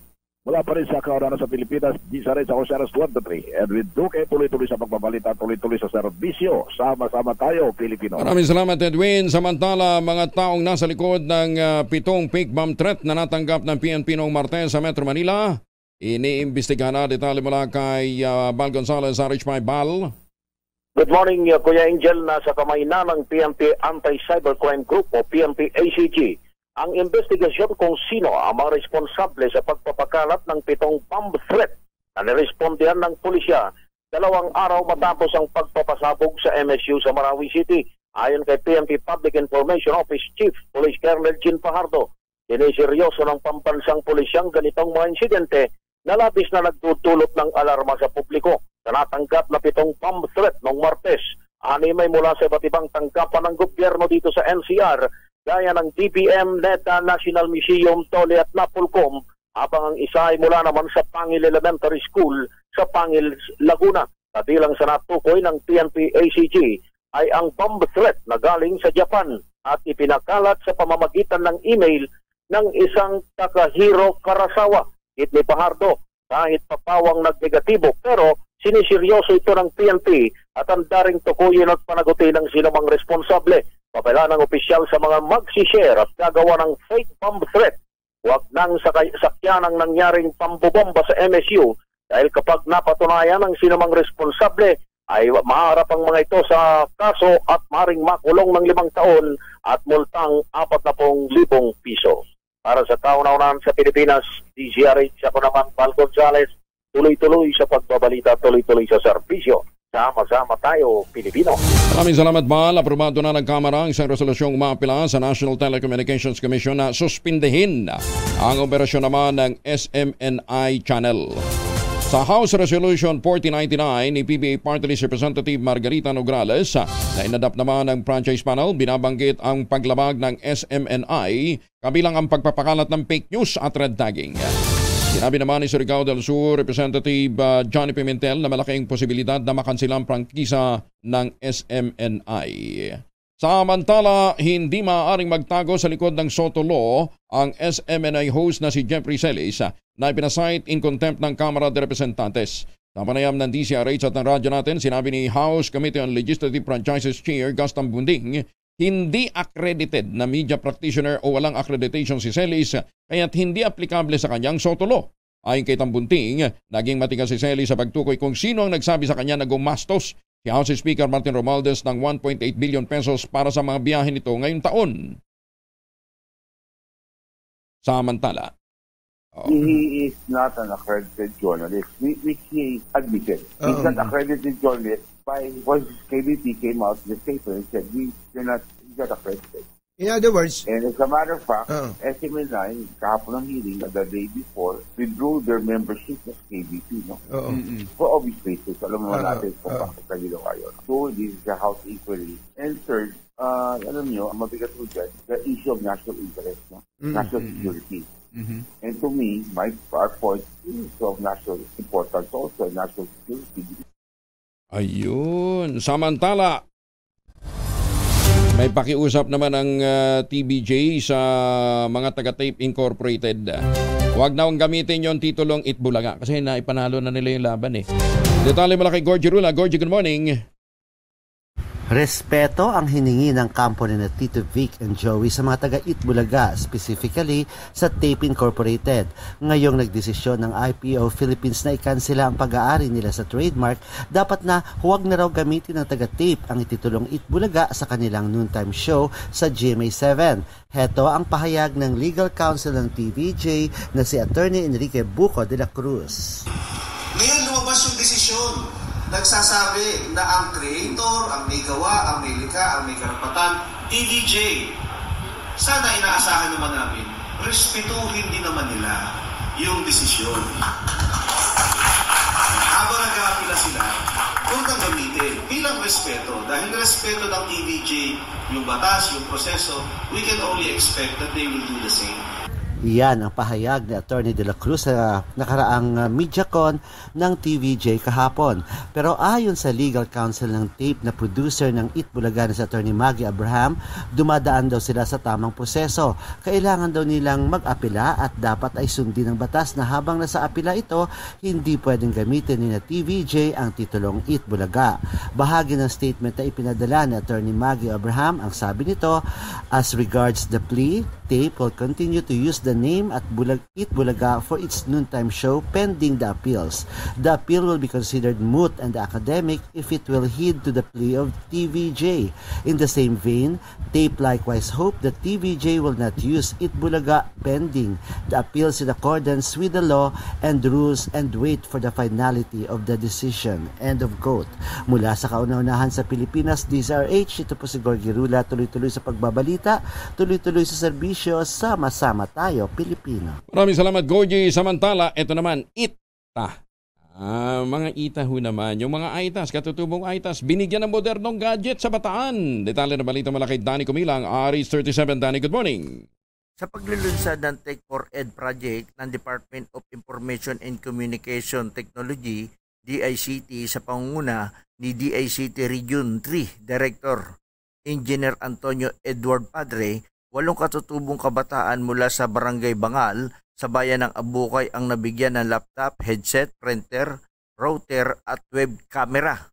Sa maikling mensahe, binigyan diin ni Governor Joet Garcia ang kahalagaan na makakasabay sa mga pagbabago ng teknolohiya sa pamamagitan ng patuloy na paghahanap ng mga paraan upang mahasa ang mga kakayahan ng mga kabataan sa larangang ito. Ibinahagi rin ng gobernador ang ilan sa mga programa ng LGU upang maisulong ang digitalization sa lalawigan katulad ng paglulunsad ng paling QR sa mga palengke ng bawat bayan at munisipyo sa probinsya at paglalagay ng digital payment sa mga tanggapan. Kaugnay nito, lumagda rin sina Gobernador sa isang kasunduan para sa proyektong ito kasama sina Abukay Mayor Ruben Tagle, DICT Region 3, RD Engineer Antonio Edward Padre, DICT Bataan Provincial Head Mr. Gerald Victor Kalamaan at punong barangay ng Bangkal, Amante, Inocencio. Mula sa kauna-unahan sa Pilipinas, DCRH, ito si Danny Kumilang. Tuloy-tuloy sa pagbabalita, tuloy-tuloy sa serbisyo. Sama-sama tayo, Pilipino! Maraming salamat, Danny. At sa lahat ng mga may lakad ngayon, pagbaunin ho sila ng family alcohol. 2 po ang formulation ng family alcohol na pwedeng baunin. Proteksyon ng pamilya laban po sa mikrobyo. Yung family 70% ay isopropyl alcohol, especially prepared for clinics, hospital, pharmacies, laboratories, pero okay na okay din po sa households. Very effective yan sa disinfection at sterilization. Ganyan ang bagsik ng family. 70% ay isopropyl alcohol. Maghapon man yung gamitin, no problem. Hindi po manunuyo yung makamay dahil meron po yung moisturizer. Yun namang mabangong family rapid compound improved alcohol. Yan po yung mabangong isopropyl alcohol na ginagamit ng mga masahista, mga barbero, mga doktor, mga nurse, mga kabadrona for sponge baiting and other cleansing purposes. Family wrapping alcohol parang DCRH subok na sa mahabang panahon, mabibili sa namang butik at convenience stores nationwide. Family wrapping alcohol, hindi lang pampamilya, pang sports pa, alas 5:46 na ng umaga. Magandang umaga, Pilipinas! Oplan, iwas sa Oplan, paalala, iwas paputok pala. Inalon sa dama ng Bureau of Fire Protection sa Baguio City. Detalye na balita mula kay Romy Gonzalez, RH41. Naimbag na bigat ka na kayo amin sa ating mga kababayan dyan sa Norte, Romy. Inilunsad ng Bureau of Fire Protection Cordillera ng Oplan Paalala Iwas Paputok 2023 na may temang sa pag-iwas sa sunog, hindi ka nag-iisa. Katuwang nila sa programang iba't ibang regional line agencies at private partners. Ang isang buwang kampanya ay nagsimula sa pamagitan ng sabay-sabay na pag-ihip ng mga busina sa lahat ng gamit sa pamatay sunog at motorcade sa mga panging kalsada sa Baguio City at La Trinidad, Benguet. Hinikayat na Bureau of Fire Protection Cordillera Regional Director for Senior Superintendent Robert Pasis ang publiko na iwasang gumamit ng paputok ngayong holiday season, partikular ngayong panong ng Pasko at pagsalubong ng bagong taon na batay sa statistika, karamihan sa mga insidente ng sunog ay nangyayari tuwing panahon ng Pasko. Mula sa kauna-unan sa Pilipinas, DCRH, ito si Romy Gonzalez, tuloy-tuloy sa pagbabalita, tuloy-tuloy sa serbisyo, sama-sama tayo, Pilipino. Maraming salamat, Romy. Samantala, mga senador kontento sa pagkilos ng mga law enforcement agencies kaugnay ng nangyaring Marawi bombing. Detalye na balita mula kay Raymond Adpa sa RH28. Raymond, good morning. Kontento ang mga senador sa ginagawang pagtugon ng mga security officials sa nangyaring pagpapasabog ng bomba sa Mindanao State University sa Marawi City. Ito ay kasunod ng isinagawang security briefing kaharap ang mga senador sa isang executive session. Ayon kay Senate President Juan Miguel Zubiri, magandang itinatakbo ng investigasyon. May dagdag na security forces hindi lang sa MSU kundi sa buong Marawi at nagdeklara na din ng heightened alert status sa Mindanao at National Capital Region. Sinabi ni Zubiri na ligtas ang ating mga kababayan batay sa pagtitiyak ng ating mga security officials. May panawagan lang ang Senate President sa mga opisyal ng Bangsamoro Autonomous Region in Muslim Mindanao o BARM na bantayan ang nangyayaring radicalization ng ilang mga locals sa lugar. Lumalabas na may mga kamag-anak na mga napatay ng Marawi Siege na na-radicalize at sila muli ang problema ng mga security officials sa rehiyon. Narito si Senate President Juan Miguel Zubiri. Pero talagang nagkakaroon ng radicalization muli after Marawi Siege. No? Ito ay mga kamag-anak sa mga namatay, kamag-anak at mga kaibigan sa mga namatay dun sa Marawi Siege. So we have to urge, of course, the BARM government together with the local officials na i-monitor talaga itong mga radicalization efforts. Hindi mawawala yan eh.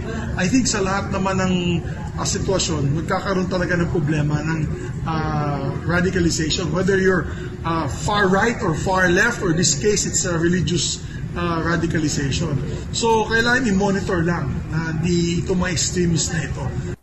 Para sa kauna-unahan sa Pilipinas, DZRH. Ito si Raymond Dadpas, tuloy-tuloy sa pagbabalita, tuloy-tuloy sa serbisyo. Sama-sama tayo, Pilipino.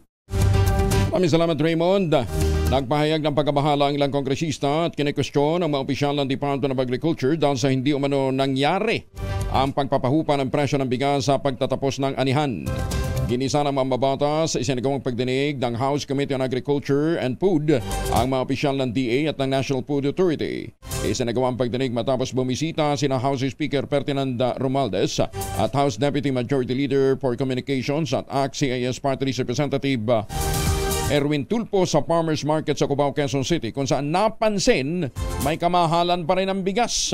Sa pagdinig, sinabi ng mga mambabatas na 52 pesos hanggang 60 pesos pa rin ang bawat kilo ng ibinibentang bigas na nakikita sa mga pamilihan. Katwiran naman ni NFA Chief Roderico Bioco, hindi gaanong bumaba ang presyo ng bigas dahil sa naging kakulangan ng produksyon noong 2021 at 2022 at ang paggamit ng mga magsasaka ng kokonting pataba. At ang pag-anunsyo pa ng Indonesia na bibili ito ng hanggang 2 milyong tonelada ng bigas. Daming palusot ha. Government Peace Advisor hiningi naman ang suporta ng mga Pilipino sa peace talk sa mga rebelde. Detalye na balita mula kay Let Narciso RH14. Let. Inilatag ng Administrasyong Marcos ang mga benepisyo ng pagkakaroon ng peace agreement sa mga rebelde. Sa Bagong Pilipinas Public Briefing, inihalimbawa ni Assistant Secretary Wilben Mayor ng Office of the Presidential Advisor on Peace, Reconciliation and Unity ang nangyari sa BARM matapos magkaroon ng comprehensive agreement sa Bangsamoro. Nakitaan niya ang pag-unlad sa rehiyon at nabawasan ang insidente ng kahirapan. Paliwanag ni Mayor, nagkakaroon ng oportunidad sa mga lugar na walang gulo dahil pumapasok ang mga negosyante. Binigyang diin ito na walang magandang idinudulot ang labanan dahil palaging talo ang dalawang partido. Kaya naman hiningi ng OPAPRO ang suporta ng mga ahensya ng gobyerno at ng publiko sa exploratory talks sa pagitan ng pamahalaan at ng National Democratic Front. Para sa kauna-unahan sa Pilipinas, DZRH, ito si Let Narciso, tuloy-tuloy sa pagbabalita, tuloy-tuloy sa serbisyo, sama-sama tayo, Pilipino. Maraming salamat, Let. Samantala, muli ang ating paalala, ha? Dapat magandang tulog para magandang gising. Ayan, mag-Ultabayo. Ang Ultabayo po ang kauna-unahang post-biotic food supplement na available sa Pilipinas, rekomendado ng mga doktor at rehistrado sa Food and Drug Administration. Ano bang ginagawa ho nito? Binuboost po na nito, pinalalakas o binubuhay, ginigising, ina-activate yung commander ng ating immune system para malabanan ang mga sakit at impeksyon at magkaroon tayo ng sapat na tulog. Yung kakalangan ho ng tulog, kadalasan yun ho, sakit ng nagdudulot ho ng iba't ibang mga karamdaman eh. Kaya mag-Ultabayo daw po kayo, sabi po ng mga doktor. Para magandang gising pagka may magandang tulog. Para sa inyong mga katanungan po, pwede pa kayong mag-text sa 0917-110-6580 para po sa karagdagang impormasyon. Ang kagandahan po, ang Ultabayo ay available sa lahat ng Mercury Drug Stores sa buong kapulungan. 5 minuto na lamang bago po mag-ACS ng umaga. Kay Romy Prado at Steve Ujeda, binabati ho sila ng mga Mapitagan. Ayan, mga poging membro ho ng Mapitagan. Nagdiriwang ngayon si Boss Romy Prado at saka si Steve Ujeda. Pero kung kayo ho ay napapagawi dyan sa may bandang Pateros, naghahanap po kayo ng masarap na pizza, puntahan ho ninyo yung Vicenzo's Pizzeria. Ayan, ang Vicenzo's Pizzeria po ay pinamamahalaan ng poging si James Navarrete. Good morning. Ayan, tama ating mga suki natin, ha? Ay, nako. Ay, teka muna. Ito pa. Pahabol natin yung ating mahiwagang tunog. Mahiwagang tunog. 5,000. 5,000 po ang naghihintay na premyo sa ating mahiwagang tunog.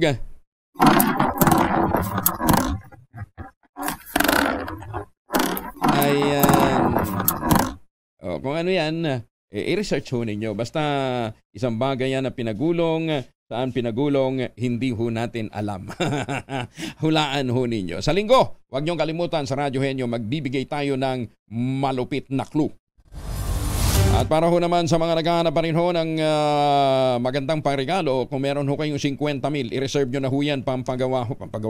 Pangpa-reserve ho ng bahay, pampa-reserve ho ng unit dito po sa GA Tower 2. Aba, less than 10 units na lamang po ang natitira at gagawin ho ninyo, makipag-ugnayan ho kayo sa 0996-501-5555 o tili kaya sa 0947-434-5555. 50,000 pesos all-in down payment na. Pagkatapos may chance pa ho kayo manalo ng hanggang 50,000 worth of appliances. Ano pang iniintay nyo? Ito pa rin ang pangarap na magkaroon ng sariling bahay sa presyong abot kaya. Sabi nga ni Ginoong Nico Valencia, stop renting, start owning. Ayan, ha? Nang sa gayon ay matupad ang inyong mga pangarap. Ay, magandang umaga ho sa mga taga DB Mart, ha? Aba, sabi ho ng isang kaibigan kong mula sa Chinese Chamber of Commerce, magbayad ng tamang buwis nang sa gayon ay hindi ho kayo hinahabol ng kinauukulan. Mantakin nyo, 1.5 billion pesos ang nadali ho. Ang nasingil dito po sa DB Mart.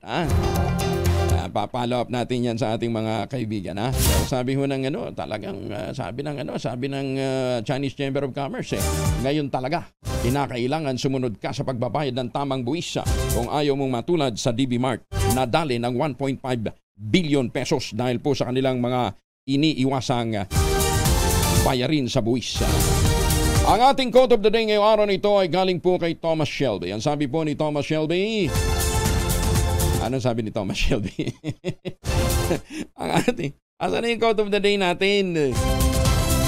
Dali, papaalam muna tayo. Kuya Angel po, si Angelo Palmones, nag-iwan sa inyo na isang magandang umaga. Maraming salamat sa inyong walang sawang pagsubaybay, pakikinig at pagtitiwala.